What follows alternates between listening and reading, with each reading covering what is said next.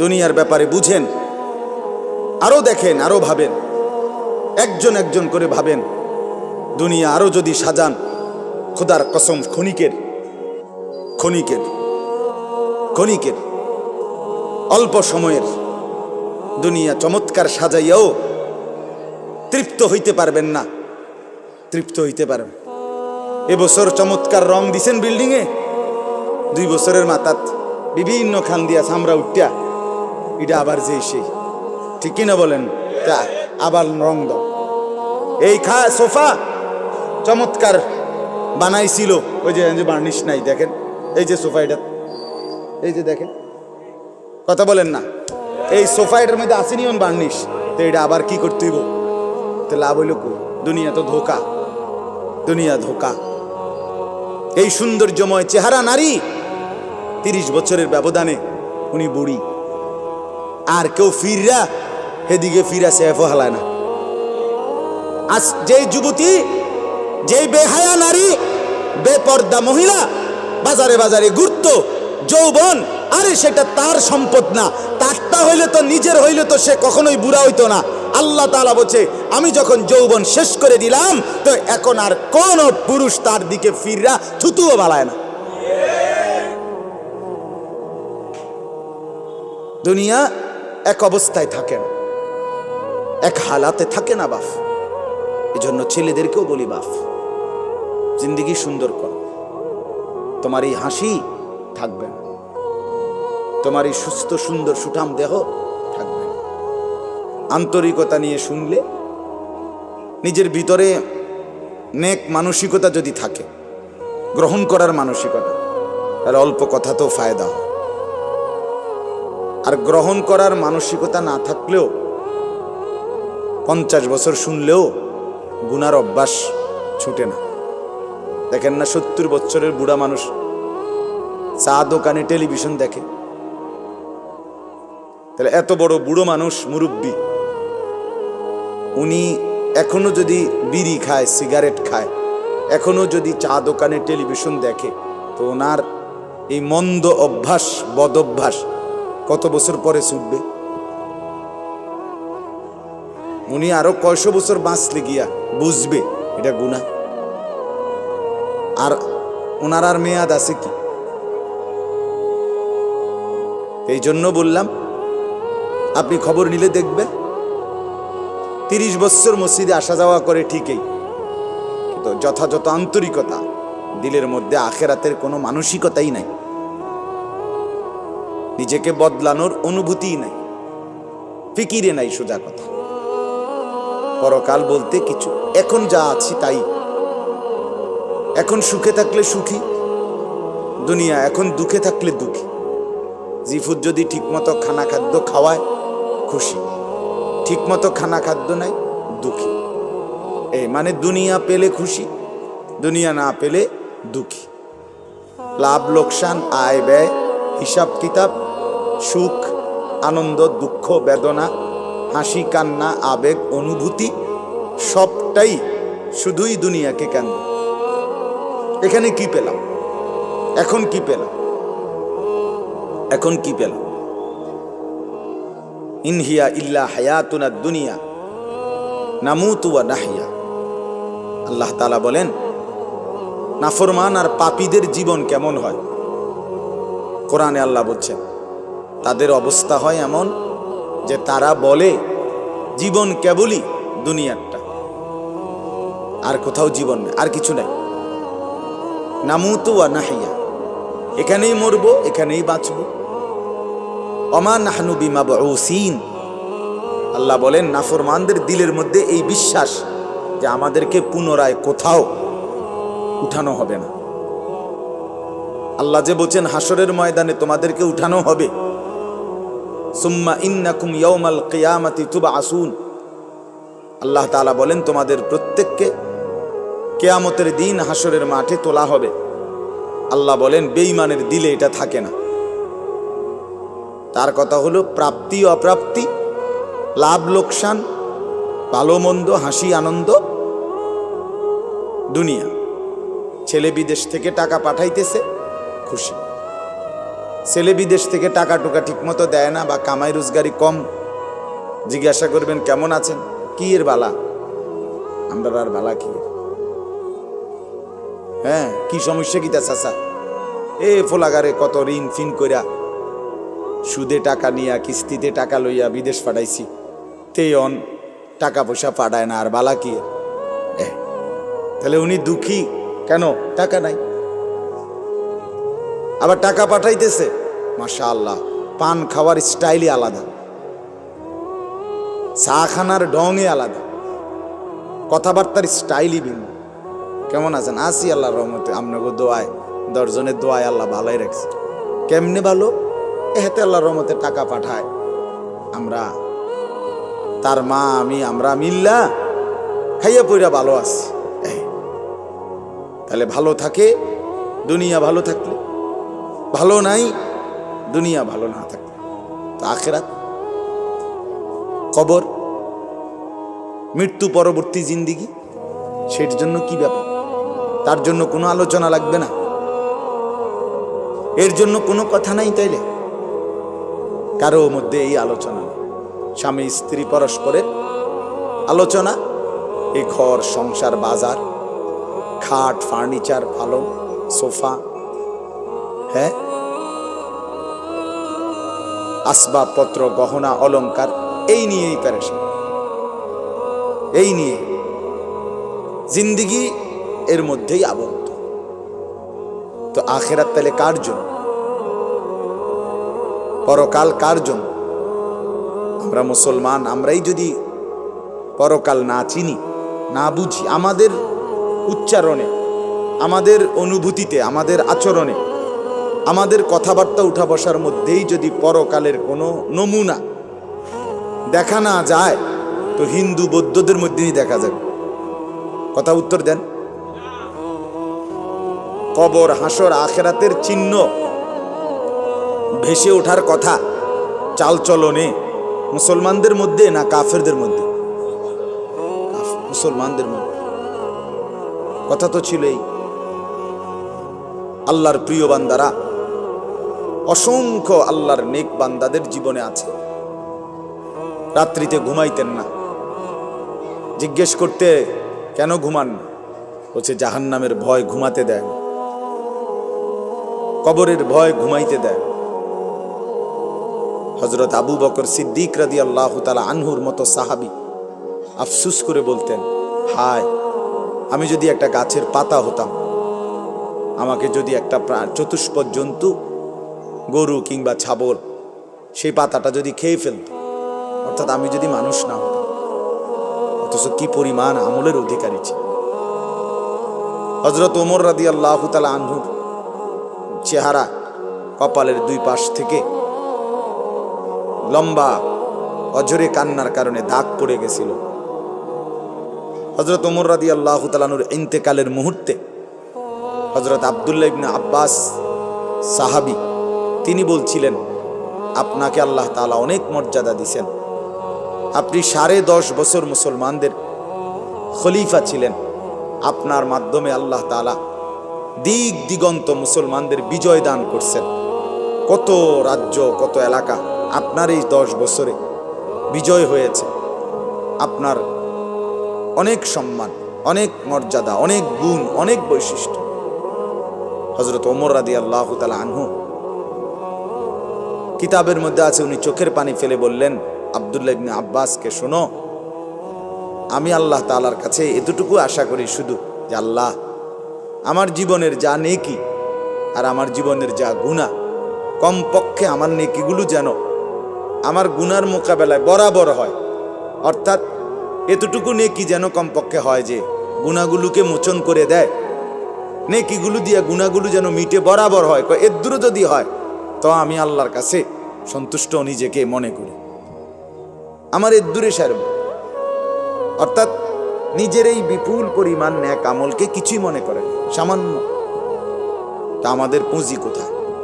আমাদের এই শুক্রবারের শুধু সপ্তাহে একদিনের জুমার নামাজ, এটাই আমাদেরকে জান্নাত এনে দিবে, ঠিক না? হ্যাঁ, মাঝে মধ্যে গরিব দুঃখীকে 2 টাকা 5 টাকা দিলে এতে আমাদের বেহেশত চলে আসবে, ঠিক না? তো বলেন, এজন্য বললাম আমরা প্রত্যেকে আন্তরিকতা নিয়ে ভেতরে যারা মনোযোগ দিয়ে শুনে দেখবেন, আমার আপনার ভেতরে যদি অনুভূতি তৈরি হয়, ভাবনা তৈরি হয়, ফিকির আসে, লাভ। সবাই একসাথে হবে না, সবাই একসাথে বদলায় না, সবাই একসাথে পরিবর্তন হয় না, কারো কপালে পরিবর্তন হয়ই না, বদনসিব। কারো সময়ের ব্যবধান হয়। আমাদের প্রিয় নবী সাল্লাল্লাহু আলাইহি সাল্লামের কাছে যারা সাহাবী হয়েছেন, কালেমা পড়ছেন, তারা প্রত্যেকেই প্রথম দিনেই তো সবাই কালেমা পড়ছেন, ঠিক না? বুঝেন নাই কথা? যতজন সাহাবী হয়েছে নবীজির, সবাই একদিনেই কালেমা পড়ে ফেলছে নাকি? তাহলে সময়ের আগ পিছ আছে কি না বলেন? কেউ প্রথম দিন কালেমা পড়ছে, কেউ 21 বছর পরে কালেমা, কেউ 22 বছর পরে কালেমা পড়ছে। তো যিনি 23 বছরের মাথায় কালেমা পড়ছে তিনিও কামিয়াব, যিনি প্রথম দিন কালেমা পড়ছে তিনিও কামিয়াব, সৌভাগ্যবান। এজন্য বুঝ আসবে, এর মধ্যে আকপিস হবে।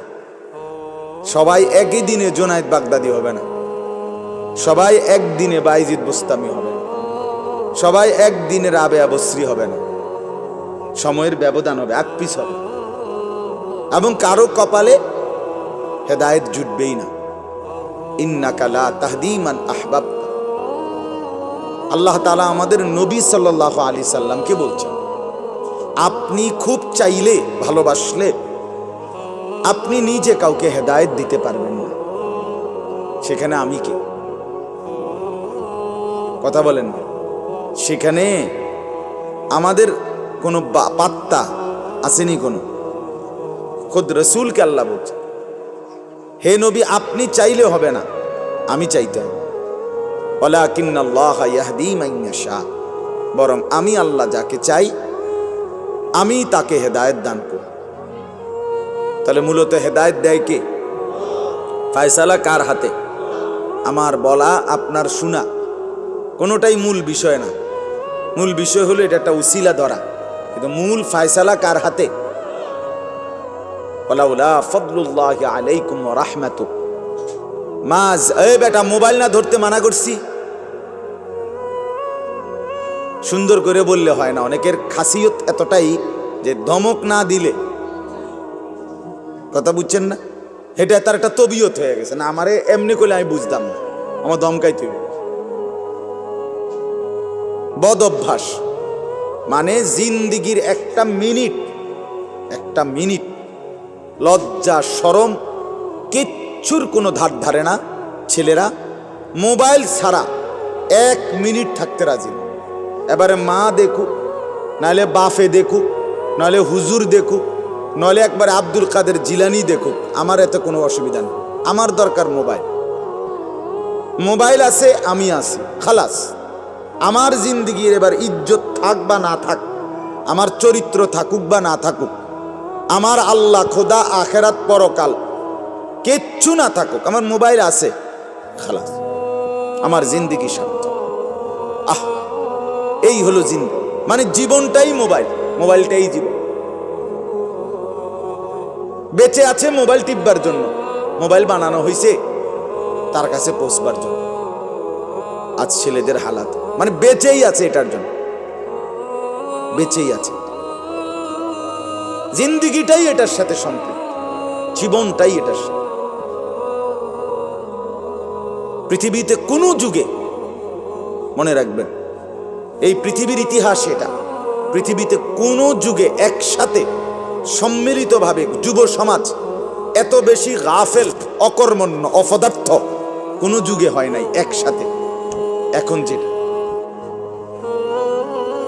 আগে একটা সমাজে, একটা এলাকায় বখাটে দুশ্চরিত্র একজন ছিল, দুইজন ছিল, চিহ্নিত, কথা বোঝেন নাই, চিহ্নিত, তারে মানুষের চিনত, তেসু গ্রামে চুক্তি হয়তো একজন, তে একটু খারাপ, তার লগে মিশ্র না। কিন্তু এখন ভদ্রঘরের ছেলে, স্বাভাবিক ঘর থেকে বের হইছে, মুসলমানের ছেলে, দিনের পর দিন, রাতের পর রাত এক ওয়াক্ত নামাজ পড়ে না। এতে মা বাবারও কোনো আফসোস নাই, এলাকাবাসীরও কোনো আফসোস নাই, পাড়া মহল্লার সর্দার মাতব্বর কারো কোনো আফসোস নাই, কারো মুখে এই নিয়ে কোনো আলোচনা নাই যে কি আমগো এলাকার যে ফোলাফাইন্ডি এগুলা যে কোনো নামাজই পড়ে না, আমগোর সামনে দুষ্টামি করে, হাঁটাহাঁটি করে, আমরা কি এটা বলতে পারি না? এই অনুভূতিটুকু পর্যন্ত লোপ পাইছে। আহ, এত দুর্ভাগ্য মুসলমানের ইতিহাসে আর কখনো হয় না। বেনামাজি আগেও ছিল, কথা বোঝেন নাই, বেনামাজি আগেও ছিল, এতটা গাফেল আগে ছিল, মা বাপ এত অসচেতন আগে ছিল। আমার মনে আছে আমরা প্রাইমারি স্কুলে হিন্দু স্যার জমের মতো ভয় পাইতাম, হিন্দু মাস্টার, কিন্তু ভীষণ ভয় করতাম। স্যারে দেখলে মাইরা লেবে, এতটা ছিল একটা সময়।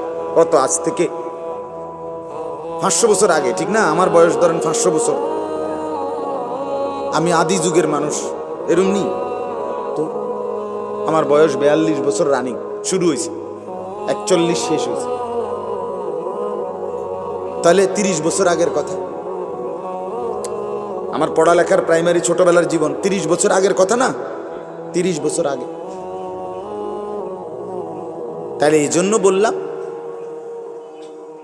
জিন্দিগিটা মোবাইলটার উপরে তুলে দিস, হাসি কান্না আনন্দ বেদনা, হাসলে কাশলে, পেশাব পায়খানা টয়লেট বাথরুম, হ্যাঁ, হোটেল রেস্তোরাঁ পার্ক, যেখানে যখন যাবে 24 ঘন্টার মেইন কাজ আগে একটা ছবি উঠানো,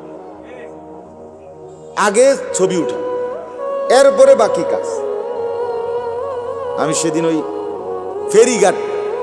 ফেরির মধ্যে উঠছি, বুঝছেন, ফেরি পার হমু আর কি, আমার গাড়ি উঠছে, আমি উঠছি, তো দেখলাম যে মোটরসাইকেল দিয়ে এক ছেলে ফেরিতে, মোটরসাইকেলটা নিয়ে উঠছে ফেরিতে, ওইটা মাত্র এক পাশে এটারে ব্রেক করে থুইয়া মানে 1 মিনিট দেরি হয়েছে না, আগে এটার পাশে দাঁড়াইয়া একটা ছবি উঠাইছে, আগে উঠাইয়া চুলটুল ঠিক করে ছবিটা 2-3টা পোস্টে উঠাইয়া এরপরে হেতে চারিদিকে চাইছে যে আগে মানুষ আসেনি আরো না, আমি শুধু ফেরি। মানে তার প্রথম দায়িত্ব কি উঠানো, ছবি উঠানো। তাহলে কি পরিমাণ ছাগল মানুষের বাচ্চা পরিণত হইছে বুঝতেছ? তুমি মোটরসাইকেলের লগে খাড়াইয়া ফেরির মধ্যে ছবি উঠাইয়া ফেসবুকে দিলা, তোমার এটা কোন ছাগলে দেখবো? এটার মধ্যে দেখার কি আছে? মোটরসাইকেল কি বাপ দাদা 14 গোষ্ঠী কেউ চালাইছে না? কথা বলেন না কেন? তো তুমি এটা কিতা দিয়ে এলা, কি দেখুন কি আছে এটা? মোটরসাইকেলে কি আশ্চর্য আর তুমি কি আশ্চর্য? কথা বলে এমন যদি হইতো যে আমি চাঁদের দেশে গিয়ে মাত্র মোটরসাইকেলটা থুইয়া এখন চাঁদের দেশের থেকে একটা কি দিছি, মাশাআল্লাহ ভালো কথা, তো বেড়া চাঁদের দেশে মোটরসাইকেল চালায়, এটা একটা বিশেষ কিছু হইতে পারে। কিন্তু এনতে রোডেতে চালাইয়া গিয়া ফেরি উঠছে, এটার মধ্যে আশ্চর্যের কি আছে? মানে রুচির দুর্ভিক্ষ, রুচিহীনতা, মন মানসিকতা একদম নিচে নেমে গেছে, একদম অনুভূতি বিবেক লোপ পেয়ে গেছে, মা বোনদের বেহায়াপনা চূড়ান্ত সীমায় নেমে গেছে। মহিলারা পুরুষ সামনে দোনো পাশে ডানে বামে হাঁটতে উঠতে লড়তে দৌড়তে কোনো লজ্জাবোধ করে না। কি বেড়ার গাত লাগে না, বেড়িতের গাত লাগে না, অটোর গাত লাগে না, সিএনজির গাত, এত সময় নাই। বুড়ি ব্যস্ত, বাজার মার্কেটিং, দোকান কেনাকাটা, আফসোসের। মানে এটাই বললাম আর কি, একসাথে সবাই, অধিকাংশ বেশিরভাগ অধপতন একসাথে মুসলমানের সমাজে 1450 বছরে আর কখনো এতটা ছিল না। অল্প অল্প ছিল, অল্প অল্প, একজন দুইজন। বেপর্দা নারী, বেহায়া মহিলা, লজ্জা শরম কম, এরম বেডি ছিল একজন দুইজন, 2 গ্রামে 4 গ্রামে। কিন্তু মা বোনদের এখন বাজার আর মার্কেটিং দেখলে মনে হয় না আপনি জিগাইয়ের খবর লইতে বোঝে আপনি বাইক থাকেন কোন টাইমে, সপ্তাহে কোন দিন আপনি বাড়িতে থাকেন কখন আপনি টের। আপনি শনিবারও দেখবেন এবড়ি বাজারে, রবিবার, সোমবার, মঙ্গলবার, বুধবার, বৃহস্পতিবার, শুক্রবার, শীত, গরম, রোদ, বৃষ্টি, বান, তুফান, ঘূর্ণিঝড়, টর্নেডো, সাইক্লোন, সিডর, মহামারী, করোনা, আরো যদি কিছু থাকে, উনি মার্কেটে যাবে, বাজারে যাবেই। আহা, আফসুসের ব্যাপার, আফসুসের ব্যাপার, আফসুসের ব্যাপার। আমরা অতিরিক্ত আত্মবিস্মৃত জাতি হিসেবে পরিগণিত হচ্ছি। তো বলতেছি ইনশাআল্লাহ, আমি এই কথাগুলো বললাম, অর্থগুলো আমরা বেফিকির হয়ে গেছি। মুসলমানের সবচেয়ে বড় সম্পদ, এক মুমিনের সবচেয়ে বড় সম্পদ, আল্লাহ নবী সাল্লাল্লাহু আলাইহি সাল্লাম 23 বছরে সাহাবায়ে কেরামের জীবন এবং দিল অন্তরে আখিরাতকে বসায় দিয়েছেন। তারা যেন 24 ঘন্টা রাতে কিংবা দিনে, হাঁটতে কিংবা বসতে, ঘরে কিংবা বাহিরে, আখিরাতকে সামনে নিয়েই জীবনটা সাজাইছে, জীবনটা সাজাইছে। কোরআনুল কারীমের শুরুতে আছে সূরা বাকারার মধ্যে আল্লাহ তাআলা বলেন, অবিল আখিরাতি হুম ইউকিনুন, মুত্তাকি বান্দা কারা, কোরআন থেকে হেদায়েত পাবে কারা, কোরআন বুঝবে কারা, আল্লাহর পক্ষ থেকে হেদায়েত পাবে কারা। আল্লাহ বলেন এই গুণ যাদের, তাদের মধ্যে একটা হলো যারা আখিরাতের ব্যাপারে ইয়াকিন রাখে। ইয়াকিন শুধু বিশ্বাস না, বিশ্বাসটা একদম দিলের মধ্যে ইয়াকিন। আগুন জ্বালাইয়া ফেলে, এটা শুধু আমাদের ধারণা না, এটা আমাদের ইয়াকিন। ঠিক কিনা বলেন না? পানি ডুবাইয়া ফেলে, এটা আমরা শুধু ধারণা করছি না, বিষয়টা আমাদের এটার মধ্যে দিলের মধ্যে কি আছে? ইয়াকিন আছে। বরফের মধ্যে ঠান্ডা লাগে, এটা আমাদের ধারণা না, এটা আমাদের কি? ইয়াকিন। তার চাইতে বেশি ইয়াকিন আল্লাহ বলে যার অন্তরের মধ্যে আখিরাতের ব্যাপারে, সে মুত্তাকি, সে আমি আল্লাহর পক্ষ থেকে হেদায়েত প্রাপ্ত, সেই সফল, সেই জান্নাতি। ইয়াকিন পর্যায়ে থাকতে হবে। মানে 1 সেকেন্ড আমি যদি দুঃখে পড়তে পড়তে পড়তে জীবনের কোনো চাওয়া পাওয়া পূরণ নাও হয়, কিচ্ছু জীবনের আশা, কত সময় কত কিছু চাইছি, কিছুই পূর্ণ হইল না, খোদার কসম তবুও বিশ্বাস করতে হবে আল্লাহই সত্য, আখিরাতই সত্য। আবার পেতে পেতে আমি যদি গোটা দুনিয়াও পেয়ে যাই, তবুও আমাকে বিশ্বাস করতে হবে এটা স্থায়ী না, এটা কিছুক্ষণের, আমার আল্লাহই সত্য, আখিরাতই সত্য। যার কারণে সাহাবায়ে কেরামের মধ্যে যারা প্রচন্ড গরিব ছিলেন, ওনারাও শতভাগ বন্দিগি করছেন। সাহাবায়ে কেরামের মধ্যে যারা ভীষণ ধনী ছিলেন, তারাও শতভাগ বন্দিগি করছে। হযরত ওসমান রাদিয়াল্লাহু তাআলা আনহু ধনী ছিলেন। হযরত আব্দুর রহমান ইবনে আউফ রাদিয়াল্লাহু তাআলা আনহু অনেক বড় ধনী ছিলেন। 100 উট ওই জামানায়, নবীজির জামানায়, নবীজির ইন্তেকালের পরে এক সালানে 100 উট বোঝাই মাল হযরত আব্দুর রহমান ইবনে আউফের মদিনার বাজারে সালান ঢুকতো, পাইকারি মাল আসতো 100 উটে করে। সেই যুগে, আজ থেকে 1300 বছর 1400 বছর আগে, আপনি বলেন তো কি পরিমাণ ধনী ছিলেন তিনি। একদিন শুধু হযরত আয়েশা রাদিয়াল্লাহু তাআলা আনহা, নবীজির স্ত্রী, বলছিলেন, আব্দুর রহমান, তোমার এই বিপুল মাল, এগুলার হিসাব দিতে দিতে তুমি তো হাসরের ময়দানে ফুলসিরাত পার হতে গিয়া তোমার কোমর বাঁকা হয়ে যাবে। আমরা কিতাবে পড়ছি সাহাবী আব্দুর রহমান ইবনে আউফ, ওনার উট 100 উটের মাল মদিনার বাজারে পাইকারি চালান নামাইতেছিল। তখন উনি এই সময় শুনছে এই কথাটা, ওনার কানে আসছে, সাথে সাথে সবাইকে ডেকে বলছে, ব্যবসায়ীদেরকে, বাজারের লোকদেরকে, তোমরা সবাই সাক্ষী থাকো। আমি আব্দুর রহমান আল্লাহকে কসম করে সাক্ষী রেখে বললাম, এই 100 উট বোঝাই মাল সহ আমি আল্লাহর রাস্তায় সদকা করে দিলাম। বিনিময়ে তবুও আমি কেয়ামতের দিন আখিরাতে ফুলসিরাত বাঁকা হইয়ে পার হইতে চাই না, সোজা হইয়া পার হইতে চাই।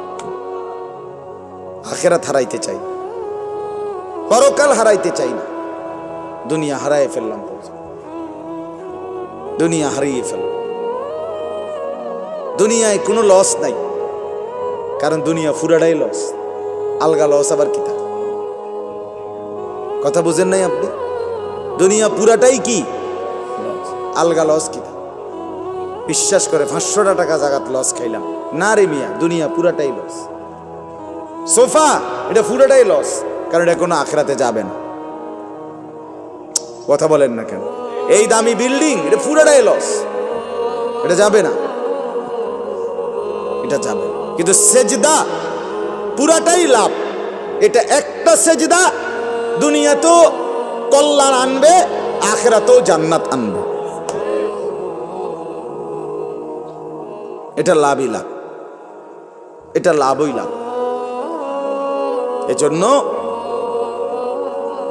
সবাইকে বললাম, শুনেন সবাই, কিন্তু সবাই বদলায় না কা, এটা আপনার ভাবার দরকার। আপনি বদলাবেন কিনা সেটা ভাবার দরকার। সবাই লইয়া চিন্তা করলে একসাথে, যে যেদিন আমরার গ্রামের সবাই ভালো হবে, নামাজি হবে, সেদিন থেকে আমিও পড়মু, তাইলে হইতো না। আপনি জীবনও পারতেন,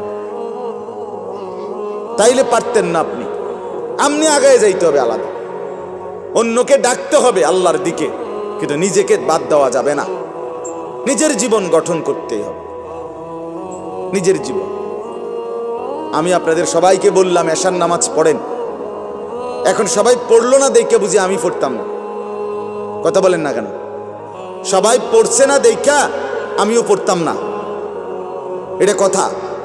এটা কোনো যুক্তির কথা হলো নি? কথা বলে এই জন্য বললাম এটা গুরুত্বপূর্ণ। আমরা এটা বুঝি কম। আমরা শয়তানে বুঝাই দিছে, ইবলিসে, যে বলবি কি করমু, গ্রামের সবাই এটা কয়, 10-এর এটা মানুষের, এটা এই মানুষের উপরে বলে, সবাই বলছে। সবাই বললে কি হয়েছে? তাই বলে আপনি, সবাই বলছে পানির ঝাঁপ দিতে, এজন্য আপনি পানিতে ঝাঁপ দিবেন। সবাই বলছে আগুনে পড়তে, এজন্য আপনি আগুনে পড়ে যাবেন। কোনো বাস যদি অ্যাক্সিডেন্ট হয়, 50 জন যাত্রীর মধ্যে যদি 49 জনও মারা যায়, আর একজন লোক যদি বুঝে সে বাঁচতে পারবে, বের হইতে পারবে, এই কারণে সে যে না 49 জন মরে গেছে, যেহেতু আমার আর বাচ্চা লাভ কি, আমিও মরে যাই, এটা নিয়ে কই বসে, সে কি একা হলেও বাঁচতে চাইবে না? তাহলে আপনি জাহান্নাম থেকে বাঁচতে চাইবেন না কেন?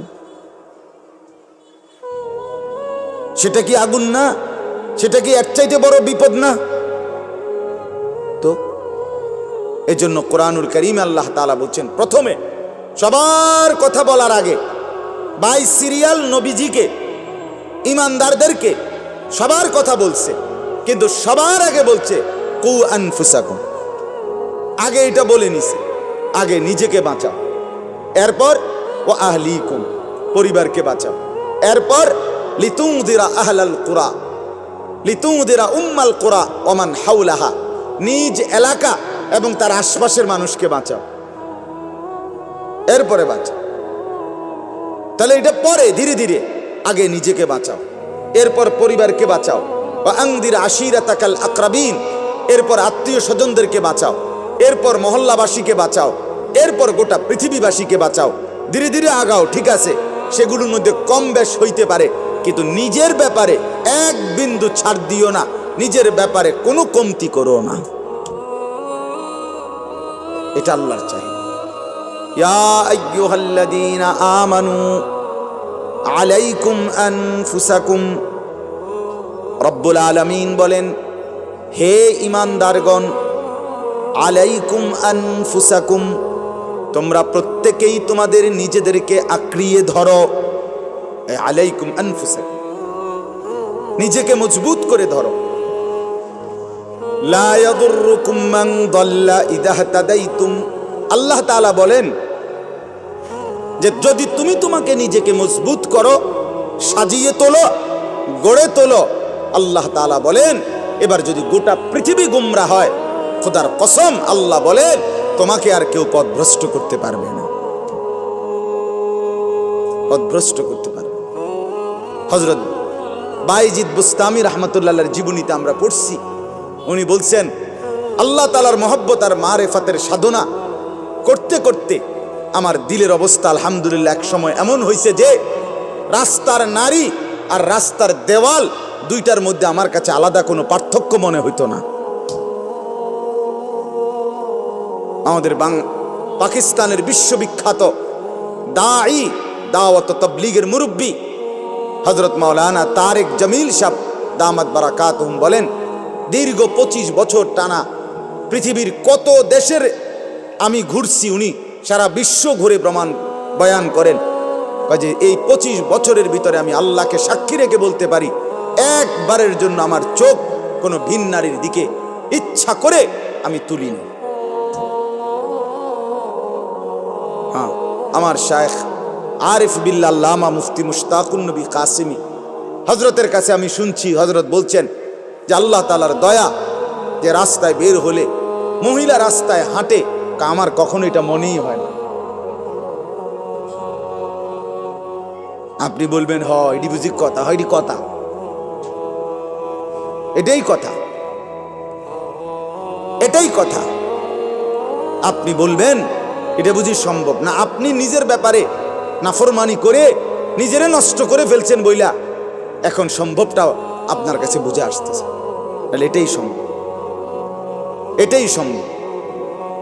হযরত ইব্রাহিম আলাইহিস সালাম বলছিলেন সারা দুনিয়াও যদি নিজের এলাকাবাসীকে, কওমকে,